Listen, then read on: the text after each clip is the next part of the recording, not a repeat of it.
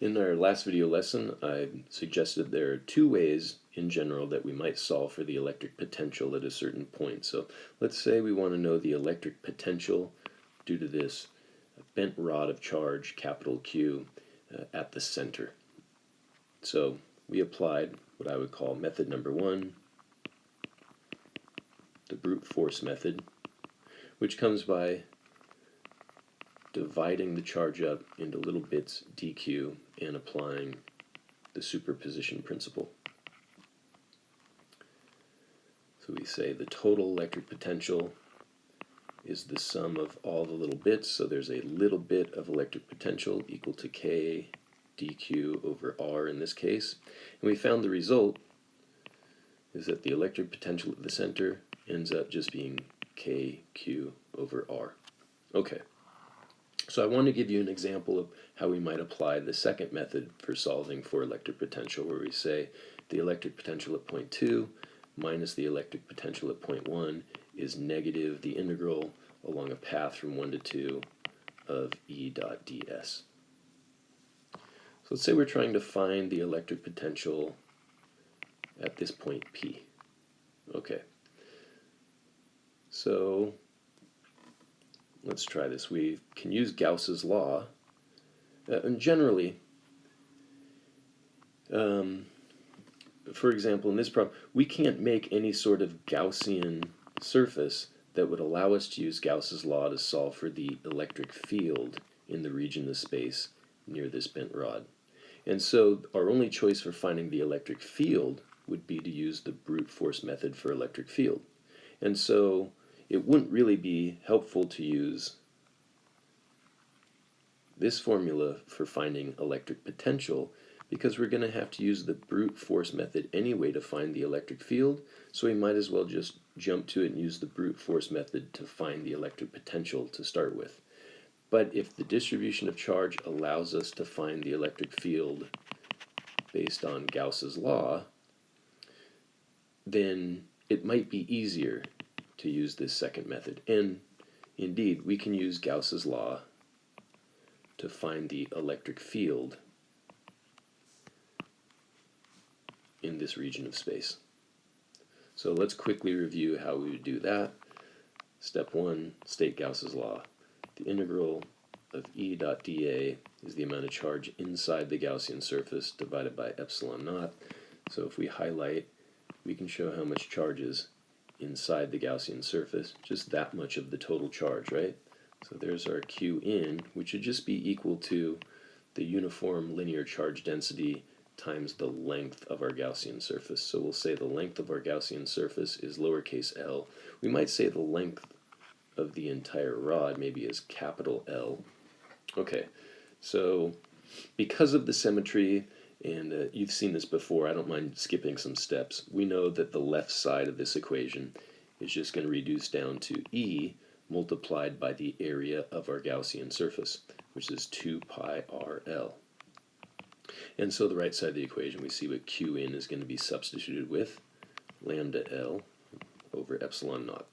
Well, then the L cancels out, and we get that the electric field at points outside of the charged rod, and let's say for now this is a plastic rod, so we're not finding what's the electric field inside, we're definitely solving for the electric field outside, is equal to lambda over 2 pi epsilon naught times 1 over r.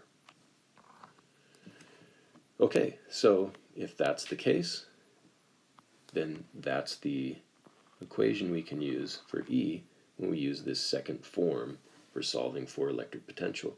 It's typical to pick 2 points, so we're going to say point P is point number 2, so now we have to identify some point number 1. Often we let point number 1 be infinitely far away. So let me erase some of this.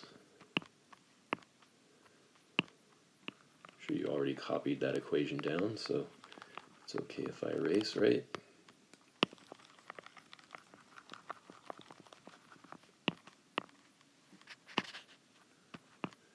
Alright, so let's just go really far away. Well, I can't go infinitely far away, but as we approach infinity, right? So point number 1 is r is infinitely far away. Well, then let's just make a frame of reference where the electric potential is equal to 0 infinitely far away.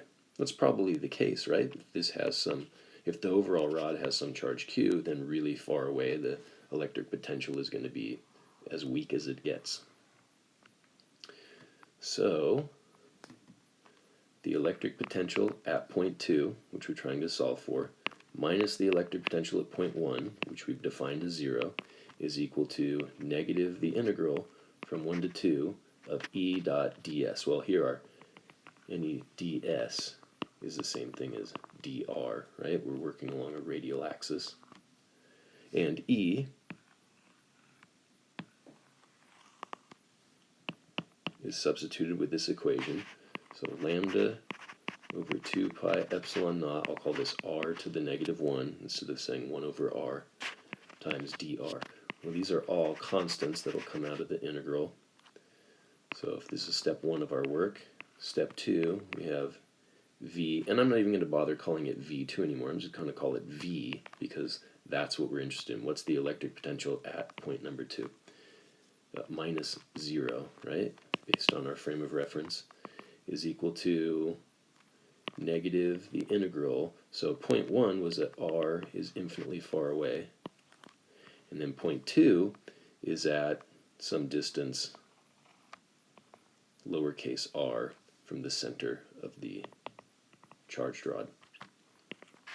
So from infinity to r, oh, I should have taken all the lambda over 2 pi epsilon naught out of the integral r to the negative 1 dr. So let me move over here for step 3. So we have v equals negative lambda over 2 pi epsilon naught, and then the integral of r to the negative 1 is natural log, and we're evaluating this from, well, how about I change this from negative to positive, and then instead of evaluating from infinity to r, we go from r to infinity. Ooh, we've got a problem here. We're going to get v equals lambda over 2 pi epsilon naught times the natural log of infinity minus the natural log of r, but this blows up to infinity as well. So, does this mean physics just doesn't work?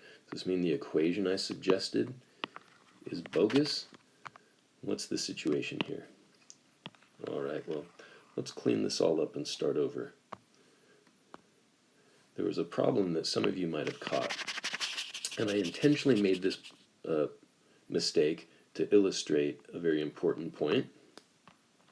We should always picture what the electric field lines look like before we proceed with the problem. So there's an electric field line that points radially outward from the center of this charged rod out toward the ends. These field lines curve. Now, by the way, how much do I make them curve? How do I know how far to bend them? Well, at really great distances,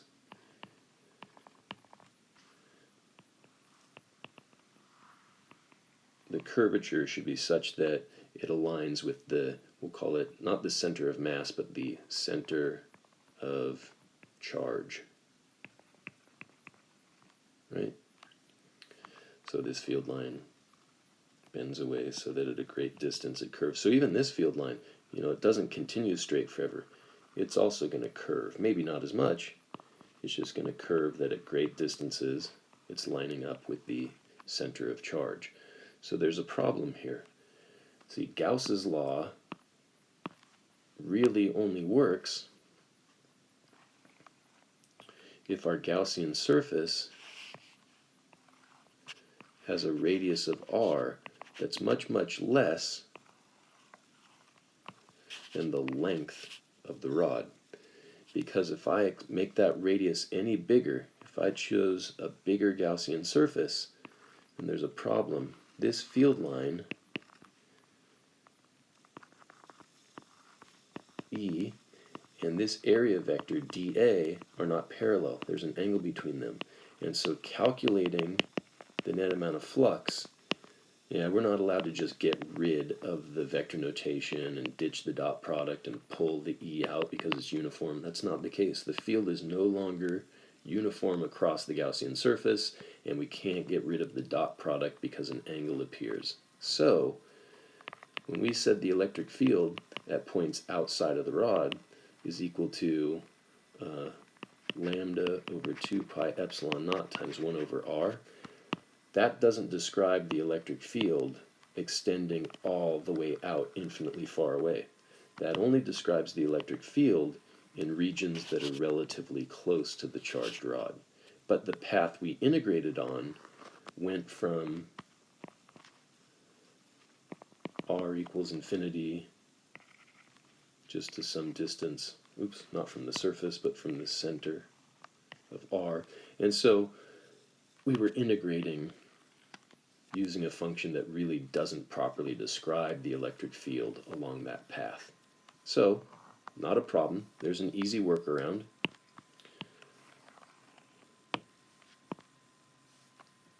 Let's start over and say, okay, I know what the electric field is in regions that just aren't too far away. As long as I stay within this relatively short distance, then the electric field in that region is lambda over 2 pi epsilon naught r to the negative 1. Okay, so there's our point number 2 where we're trying to find the electric potential, and then instead of putting point 1 infinitely far away, we can put point 1 anywhere we want. How about we put point 1 at the surface of the charge? So at lowercase r equals capital R. Point 2 is just at r, well, lowercase r equals lowercase r, for lack of a better way to describe it. And then we'll just let the electric potential at the surface equal 0. It's one of these frames of reference. We can set the 0 point anywhere we want. So the electric potential at point 2 minus the electric potential at point 1 is negative the integral, a path from 1 to 2, of E lambda over 2 pi epsilon naught r to the negative 1 dr. This is equal to 0. We change this to a positive by flipping the limits of integration, and so the electric potential we're trying to solve for is equal to lambda over 2 pi epsilon naught, the integral of r to the negative 1 dr. So let's say we didn't flip the limits of integration. Point 1 is at r equals capital R, point 2 is at r equals lowercase r, but we flipped it, so we're going from lowercase r to capital R. That was all in order to change this negative into a positive. All right.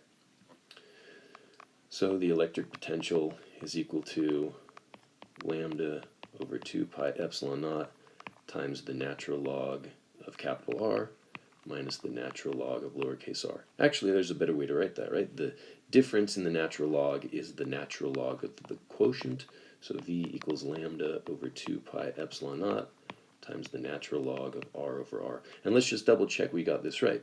We wanted to define so that the electric potential is 0 at the surface. So if we let r equal capital R, then we're taking the natural log of 1, which is indeed equal to 0. But then what do we get for all other points outside? So for values of r that are greater than r, for everything beyond the surface, then we're going to get the natural log of a number, we'll just say less than 1, and that's going to always be equal to some negative value. So the electric potential is 0 at the surface, and then as we get farther and farther away, it's always going to be a negative value, but becoming increasingly more negative, right? So the graph of electric potential versus distance from the center of the rod. Well, we haven't solved for what's the electric potential at points inside the charged rod, so we'll leave that a question mark.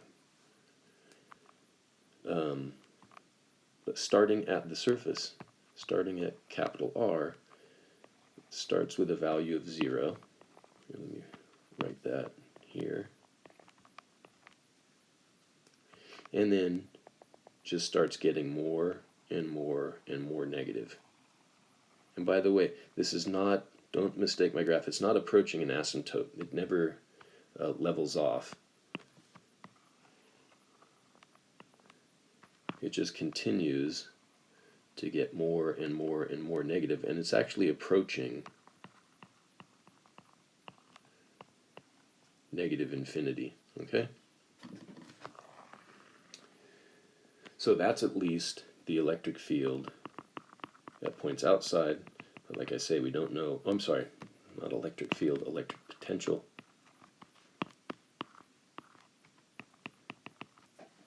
So how would we solve for the electric potential at points inside? Well, we've already defined that V equals 0 at the surface, so then at any other point, some distance of r, the electric potential is equal to lambda over 2 pi epsilon naught times the natural log of r over r. So that's our V out. Yeah, so what's the V in? Okay, well, let's pick a point right here. The electric, if I call this now point number 2 and the surface is still point number 1, then the electric potential at point number 2 minus the electric potential at the surface, which we say is equal to 0, has to be equal to negative the integral from 1 to 2 of E in dot ds. So the electric potential at point 2 is equal to positive the integral from 2 to 1 of E in dot ds. And what do we mean by 2? So at point 2, we're at a distance, if this is the center, and we're at this very little distance, lowercase r, from the center, and point 1 was at a distance of capital R from the center.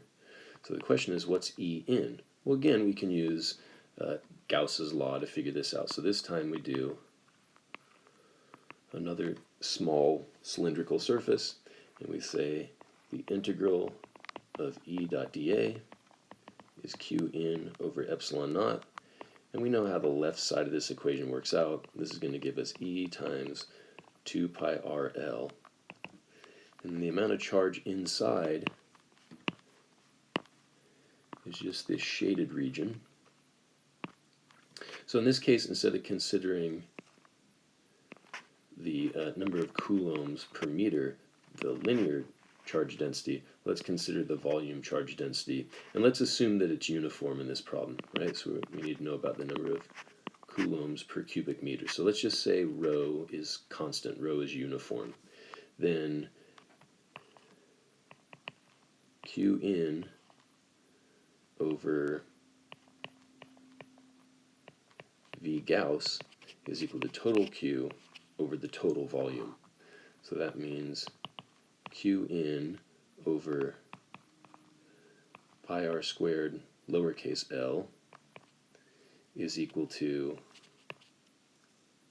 capital Q over pi capital R squared capital L, and the pi cancels out, and we have Q in is equal to, we'll just change this back to Q over L. So that would be the same thing as lambda R squared L divided by capital R squared. So lambda lowercase r squared L over epsilon naught capital R squared. And then this L cancels out. This R cancels with that R.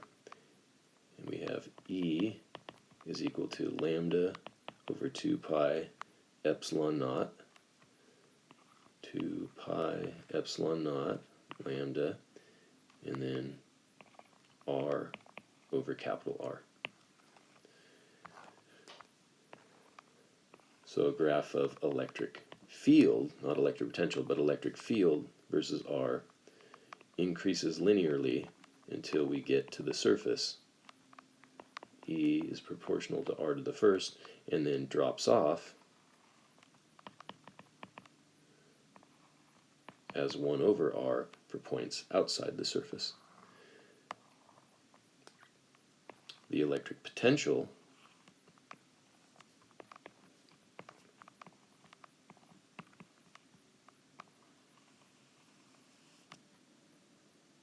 is increasingly negative is equal to 0 right at the surface, and we're trying to figure out what's the electric potential at points inside. So at least now we know what to substitute for E in. Lambda over 2 pi epsilon naught lowercase r over capital R. So we make some room by erasing.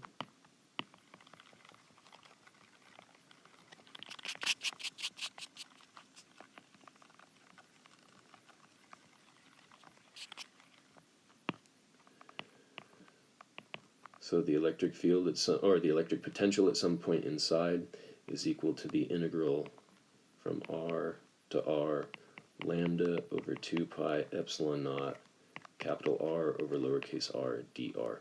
So the electric potential is equal to lambda over 2 pi epsilon naught capital R. And then the integral, right, we've pulled out all these constants, so we're just integrating r dr, which is going to give us 1/2 r squared. So 1/2, and then capital R squared minus lowercase r squared. Or v is equal to lambda over 4 pi epsilon naught r times r squared minus lowercase r squared. Okay. Now if we want to know what's the electric potential at the very center, so instead of this point number 2 being a little bit offset from the central line, what if we had moved it right to the very center? So that just means lowercase r is equal to 0, and so we get v is equal to lambda r over 4 pi epsilon naught. Okay, so there's an example not only of a case in which we might use the brute force method of dividing a total charge capital Q up into little bits dq to solve for the electric potential at some point. But how do we use the second method, v2 minus v1 is negative the integral from point 1 to 2 of E dot ds? Certainly we can apply that second method to the case of a uniformly charged cylinder.